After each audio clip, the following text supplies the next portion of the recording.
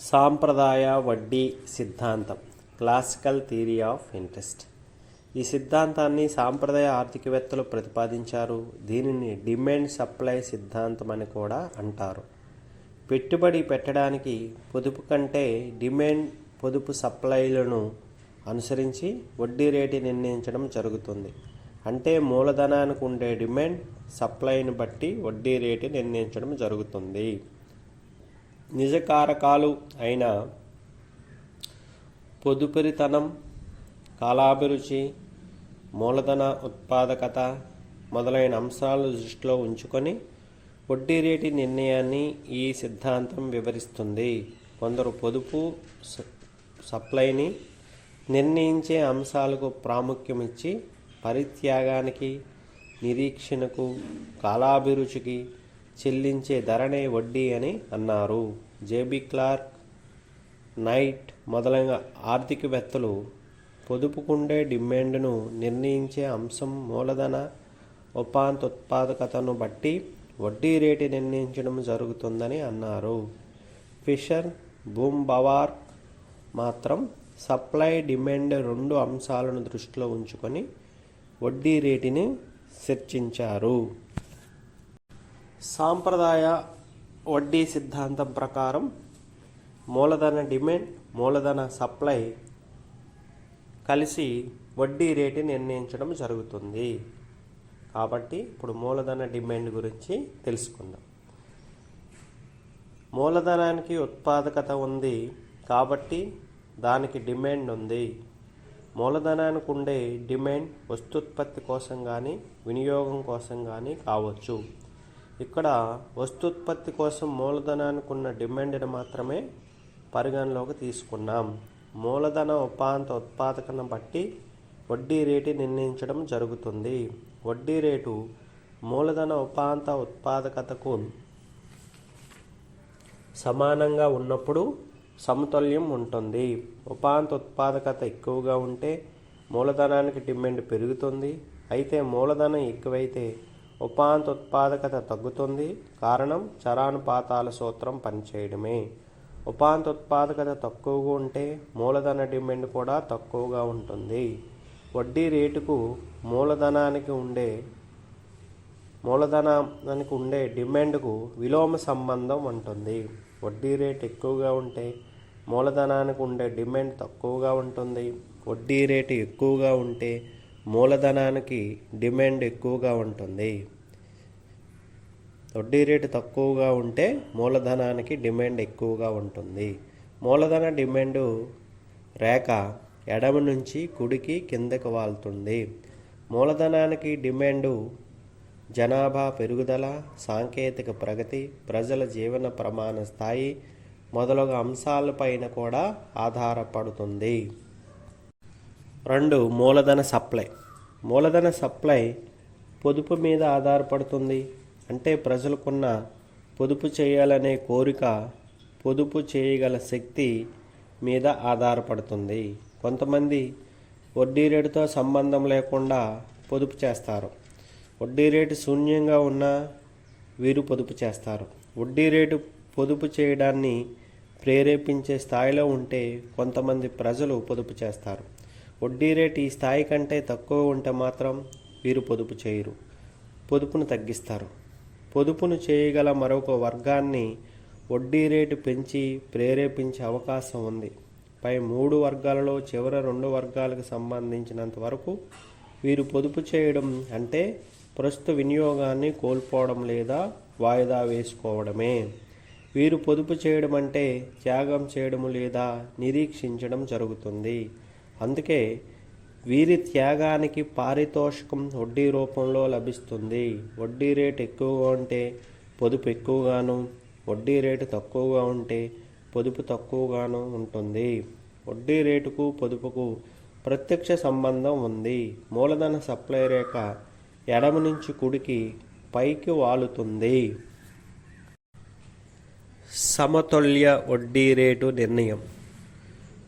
పొదుపు అంటే మూలధన సప్లై, పెట్టుబడి మూలధన డిమాండు రెండూ సమానమైనప్పుడు వీటి మధ్య సమతుల్యం ఏర్పడి సమతుల్య వడ్డీ రేటు లేదా సహజ వడ్డీ రేటు నిర్ణయించడం జరుగుతుంది. పొదుపు కంటే పెట్టుబడి హెచ్చుగా ఉంటే వడ్డీ రేటు పెరుగుతుంది. పొదుపు కంటే పెట్టుబడి తక్కువగా ఉంటే వడ్డీ రేటు తగ్గుతుంది. పొదుపు పెట్టుబడుల మధ్య ఎప్పుడైనా అసమతుల్యం ఉంటే వడ్డీ రేట్లో వచ్చే మార్పుల వల్ల తిరిగి సమతుల్యం ఏర్పడుతుంది. దీనినే ఈ రేఖాచిత్రం ద్వారా తెలియజేయవచ్చు. ఓఎక్స్ అక్షం పైన పొదుపు పెట్టుబడును, ఓవై అక్షం పైన వడ్డీ రేటును కొలుస్తున్నాం. ఎస్ఎస్ పొదుపు రేఖగాను, ఐఐ పెట్టుబడి రేఖగాను ఉన్నాయి. ఈ ఎస్ఎస్ పొదుపు రేఖ, ఐఐ పెట్టుబడి రేఖ రెండు ఈ దగ్గర పరస్పరం ఖండించుకున్నప్పుడు పొదుపు పెట్టుబడి రెండు ఓక్యూ పరిమాణంలో ఉండి సమతుల్యం ఉంది. ఇప్పుడు సమతుల్య వడ్డీ రేటు ఓఆర్కి సమానం. ఒకవేళ వడ్డీ రేటు ఓఆర్ కంటే ఎక్కువగా ఉంటే, ఓఆర్1 ఉన్నట్లయితే పెట్టుబడి తగ్గి ఆర్1ఏ గాను, పొదుపు పెరిగి ఆర్1బి గాను ఉంటాయి. పొదుపు పెట్టుబడి కంటే ఎక్కువైనట్లయితే వడ్డీ రేటు ఓఆర్కి తగ్గి ఈ దగ్గర సమతుల్యం ఉంటుంది. అదే వడ్డీ రేటు ఓఆర్ నుంచి ఓఆర్2కి తగ్గితే పెట్టుబడి పెరిగి ఆర్2ఏ1 గాను, పొదుపు తగ్గి ఆర్2బి1 గాను ఉన్నాయి. పొదుపు పెట్టుబడి కంటే తక్కువగా ఉన్నందువల్ల వడ్డీ రేటు మరలా ఓఆర్కి పెరిగి ఈ దగ్గర సమతుల్యం ఏర్పడింది. ఓఆర్1 వడ్డీ రేటు కానీ, ఓఆర్2 వడ్డీ రేటు కానీ ఉన్నప్పుడు పొదుపు పెట్టుబడుల మధ్య అసమతుల్యం ఉంది. కాబట్టి వడ్డీ రేటు ఓఆర్ గాను ఉన్నప్పుడే సమతుల్యం ఉంటుంది. ఒకవేళ ప్రజలు పొదుపు పెరిగి పొదుపు రేఖ ఎస్1గా కిందకు మారినప్పుడు ఏ1 దగ్గర ఐఐ పెట్టుబడి రేఖను ఖండించింది. అప్పుడు సమతుల్యం ఈ నుంచి ఏ1కి మారి పొదుపు పెట్టుబడి ఓక్యూ నుంచి ఓక్యూ1కి పెరిగి వడ్డీ రేటు ఓఆర్ నుంచి ఓఆర్2కి తగ్గుతుంది. సాంప్రదాయ వడ్డీ సిద్ధాంతంపై విమర్శలు. ఈ సిద్ధాంతాన్ని కీన్స్ తీవ్రంగా విమర్శించారు. 1. ఆదాయం స్థిరమనుకున్నాం.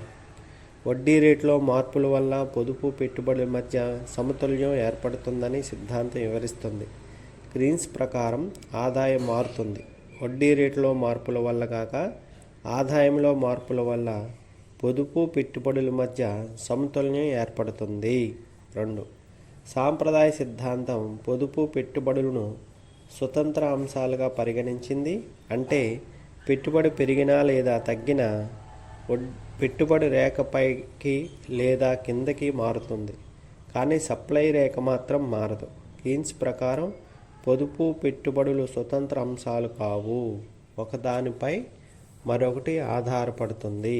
ఏదైనా నూతన కల్పన జరిగిందనుకుంటే డిమాండ్ రేఖ పైకి మారి ఆదాయం పెరుగుతుంది. ఫలితంగా పొదుపు పెరిగి సప్లై రేఖ కిందకు బదిలీ అవుతుంది.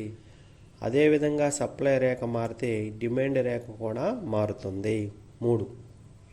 ఈ సిద్ధాంతం ప్రకారం పొదుపు వడ్డీ రేటుపై ఆధారపడుతుంది. కీన్స్ దీన్ని అంగీకరించక పొదుపు ఆదాయ స్థాయిపై ఆధారపడుతుందన్నారు. అంటే ఆదాయం పెట్టుబడి ప్రభావాన్ని సాంప్రదాయవాదులు గుర్తించలేదు. ఉదాహరణకు వడ్డీ రేటు పెరిగితే పెట్టుబడి తగ్గి ఉద్యోగత, ఉత్పత్తి, ఆదాయం తగ్గుతాయి. ఫలితంగా పొదుపు క్షీణిస్తుంది. అదే వడ్డీ రేటు తగ్గితే పెట్టుబడి పెరిగి దీని ఫలితంగా ఉద్యోగత, ఉత్పత్తి, ఆదాయం పెరుగుతాయి. కాబట్టి పొదుపు కూడా పెరుగుతుంది. అసలు పెట్టుబడికి వడ్డీ రేటుపై కాక మూలధన ఉపాంత సామర్థ్యంపై ఆధారపడుతుంది. ఆర్థిక మాంద్యం ఉన్నప్పుడు లాభాలు పొందే అవకాశం చాలా తక్కువ కాబట్టి వడ్డీ రేటు శూన్యమైనా సరే పెట్టుబడిని పెట్టరని కీన్స్ అంటారు. 4. కీన్స్ ఈ సిద్ధాంతాన్ని నిశ్చయ సిద్ధాంతం అన్నారు. ఎందుకంటే ముందుగా ఆదాయ స్థాయి తెలియకుండా వడ్డీ రేటు తెలియదు. వడ్డీ రేటు తెలియనప్పుడు ఆదాయ స్థాయి తెలియదు. ఆదాయంపై పొదుపు ఆధారపడుతుంది కాబట్టి ఆదాయం మారిన ప్రతిసారి వేరుగా పొదుపు రేఖను గీయాలి. 5. మూలధన సప్లైకి పొదుపు మాత్రమే ఆధారమని ఈ సిద్ధాంతం వివరిస్తుంది. కానీ గతంలో పొదుపు, బ్యాంకుల పరపతి సృష్టి కూడా మూలధన సప్లైకి ఆధారాలుగా ఉంటాయి. 6. సంపూర్ణ ఉద్యోగిత ప్రమేయంపై ఈ సిద్ధాంతం ఆధారపడింది. సంపూర్ణ ఉద్యోగిత స్థితిలో ప్రజలు పొదుపు చేయాలని ప్రేరేపించాలంటే వారి త్యాగానికి లేదా నిరీక్షణకు వడ్డీ ఇవ్వాలి. గ్రీన్స్ ప్రకారం సంపూర్ణ ఉద్యోగిత అసలు ఉండదు, సహజంగా ఉండేది అల్ప ఉద్యోగిత. కాబట్టి నిరుద్యోగిత ఉన్నప్పుడు పొదుపును చేయడానికి వడ్డీ అనేది ప్రేరితం కాకపోవచ్చు. 7. సాంప్రదాయ వడ్డీ సిద్ధాంతం నిజ చలాంకాలైన కాలాభిరుచి, మూలధన ఉపాంత ఉత్పాదకత, పొదుపు, పెట్టుబడి అంశాలను మాత్రమే తీసుకుంది. వడ్డీ రేటు నిర్ణయంలో ద్రవ్య కారకాల ప్రభావాన్ని తీసుకోలేదు. సాంప్రదాయవాదులు ద్రవ్యాన్ని వినిమయ మాధ్యమంగా మాత్రమే గుర్తించారు, దీనిని మూల్య నిక్షేపణంగా పరిగణించలేదు. కేయిన్స్ వడ్డీని ద్రవ్య సంబంధమైన దృగ్విషయంగా పరిగణించారు. 8. ఈ సిద్ధాంతం ప్రకారం మార్కెట్ వడ్డీ రేటు, సమతుల్య వడ్డీ రేటు ఎప్పుడూ సమానంగా ఉంటాయి. ఈ రెండు మధ్య తేడా ఉంటే అది తాత్కాలికమే, దీర్ఘకాలంలో తేడా తొలగిపోతుంది. కేయిన్స్ ప్రకారం ఈ రెండు రేట్ల మధ్య ఉండే తేడాను ఆకస్మికం, తాత్కాలికం అని అనుకోలేదు. బ్యాంకు పరపతి ఎక్కువైతే మార్కెట్ వడ్డీ రేటు సమతుల్య వడ్డీ రేటు కంటే తక్కువగా ఉంటుంది. అదే బ్యాంకు పరపతి తగ్గినట్లయితే మార్కెట్ వడ్డీ రేటు సమతుల్య వడ్డీ రేటు కంటే ఎక్కువగా ఉంటుంది. అందువల్ల మార్కెట్ వడ్డీ రేటు, సమతుల్య వడ్డీ రేటు మధ్య సమానత్వం ఎలాంటి స్వయంచాలక యంత్రాంగం ద్వారా జరగదు. 9. వడ్డీ రేటుకున్న నిర్వచనంలోనూ దాన్ని నిర్ణయించే అంశాలలోనూ సాంప్రదాయ ఆర్థికవేత్తలతో కేయిన్స్ ఏకీభవించలేదు. వడ్డీ అనేది ద్రవ్యాన్ని దాచిపెట్టినందుకు ఇచ్చే పారితోషికం గాక కొంతకాలం వరకు ద్రవ్యత్వాన్ని వదులుకున్నందుకు చెల్లించే పారితోషికంగా కేయిన్స్ వర్ణించాడు. ద్రవ్యానికున్న డిమాండ్ను, ద్రవ్య సప్లైను సమతుల్యంలో ఉంచడానికి ఉండే ధరను వడ్డీ అని కేయిన్స్ వివరించాడు. మూలధన సప్లై, డిమాండ్ల వల్ల వడ్డీ రేటు నిర్ణయించడం జరుగుతుందనే సిద్ధాంతాన్ని కేయిన్స్ అంగీకరించలేదు. 10. కేయిన్స్ సాంప్రదాయవాదుల వడ్డీ సిద్ధాంతాన్ని అసంపూర్ణమని, అస్పష్టమని తోసిపుచ్చారు.